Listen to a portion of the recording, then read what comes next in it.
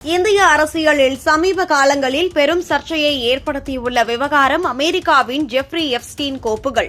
இந்த கோப்புகளில் இந்திய பிரதமர் நரேந்திர மோடியின் பெயர் குறிப்பிடப்பட்டுள்ளதாக வெளியான தகவல்கள் அரசியல் வட்டாரங்களில் பெரும் அலையை உருவாக்கியுள்ளன. இந்நிலையில் பாஜகவின் மூத்த தலைவரான சுப்பிரமணிய சுவாமி இந்த விவகாரம் குறித்து வெளிப்படையாக பேசி வருவது மோடி அரசாங்கத்திற்கு புதிய சவால்களை எழுப்பியுள்ளது. Epstein file. Yeah. What are you hinting at? What is that? What is that? What you're hinting at? I'm not hinting at nothing. I can read out what it says. Modi on board. Jeffrey Epstein's pressed Steve Bannon to meet with Indian Prime Minister Modi shortly before his own death. That is, that guy Jeffrey Epstein was in jail. What is the need for the Prime Minister to meet Mr.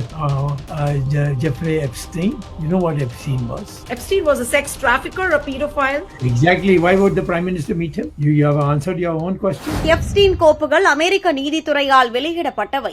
எப்ஸ்டீனின் மின்னஞ்சல்கள், தொலைபேசி பதிவுகள், புகைப்படங்கள் ஆகியவற்றை உள்ளடக்கியவை.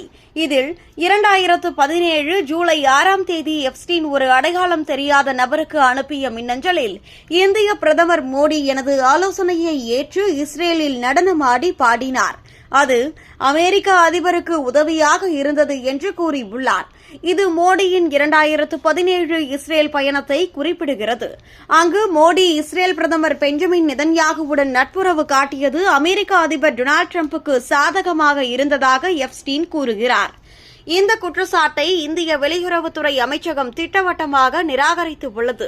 இருப்பினும் இந்த விளக்கங்கள் இருந்தபோதிலும் பாஜகவை சேர்ந்த சுப்பிரமணிய சுவாமி இந்த விவகாரத்தை விட்டுவிடவில்லை. அவர் சமீபத்திய ஒரு நேர்காணலில் எப்ஸ்டீன் கோப்புகளை பெற முயற்சிப்பதாக கூறியுள்ளார்.